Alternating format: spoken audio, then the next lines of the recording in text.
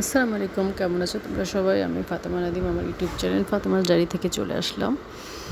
তো আমি তো অনেক দিন ধরে বলছি আমি সুস্থ হতেই পারছি না, একটার পর একটা অসুখ আমাকে দেখাই দিচ্ছে।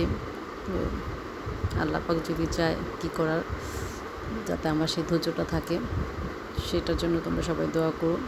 তো রান্নাবান্না ঠিক মতো করতে পারছি না, কোনো রকম খেয়ে বেঁচে আছি। তো হঠাৎ করে আজকে একটু রান্নাম, একটু ভিডিও করতেও মন চাইলো, মনে হচ্ছে পারবো বলে। তো করলাম। চিকেনটা একদম টাটকা ছিল, বাজার থেকে এনে কয়েক টুকরা করে একটু ভেজে নিচ্ছি। ভেজে এখানে আমি সবগুলো জিনিস একটু ভেজে নেবো। ভেজে আমি জাস্ট প্রেশার কুকারে দিয়ে দেবো। প্রেশার কুকারে দেবো এই জন্য খুব চটপট হয়ে যাবে, মানে রান্না করার মতো শক্তি, মুড কোনোটাই পাই না। তারপরও তোমাদের কথা যখন মনে আসে, মনে হয় যে দেখি একটু পারি কিনা, মনে সাহস করার চেষ্টা করি। তো আমি এখানে আলুগুলোও ভেজে নিচ্ছি, সবগুলোতে আমি একটু হালকা লবণ আর একটু মরিচ, লবণ আর একটু হলুদ দিয়ে নিয়েছি। এখানে আমি পেঁয়াজটাও হালকা একটু করে নেবো, নিয়ে আমি জাস্ট প্রেশার কুকারে দিয়ে দেবো। প্রথম কথা হচ্ছে প্রেশার কুকারে দেবো, খুব তাড়াতাড়ি হয়ে যাবে। দ্বিতীয় কথা হচ্ছে একদম টাটকা মুরগিটাও ছোটো, খুব তাড়াতাড়ি কষে যাবে, অল্প একটু সময় লাগবে। জাস্ট আমি একটু খেয়ে বেঁচে থাকতে পারলেই হবে, এরকম একটা অবস্থা।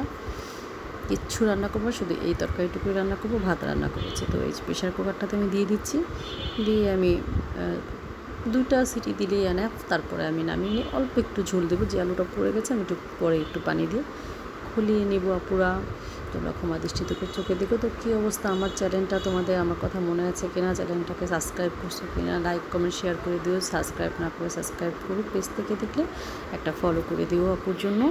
আর আপুর জন্য একটু দোয়া করো, আপুর জন্য সুস্থ হতে পারে। আপু ঈদের পরের দিন থেকে আজকে পর্যন্ত, আজকে ঈদের প্রায়, যেহেতু আজকে 9 তারিখ, হ্যাঁ প্রায় মেবি 1 মাস হয়ে আসছে, আপু এখনও সুস্থ হতে পারছি না।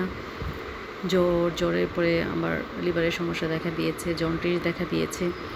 আর তারপর আল্লাহর কাছে হাজার হাজার শুকর, যাতে একটু ধৈর্য ধরে সুস্থ হয়ে তোমাদের সবার কাছে আবার আগের মতো সুন্দর করে রান্নাবান্না করতে পারি, নতুন রান্না নিয়ে আসতে পারি। আমি রান্নার প্যাটার্নটা একটু চেঞ্জ করতে চেয়েছিলাম, কিন্তু হলো না। আল্লাহ পাক আমাকে সুস্থ করে দিল, হয়তো আল্লাহ পাক এটাই চাচ্ছিলো। তো তোমাদের জন্য হয়তো পরে আমি নতুন কোনোভাবে আসি, সেটা আল্লাহ পাক চাচ্ছিলো।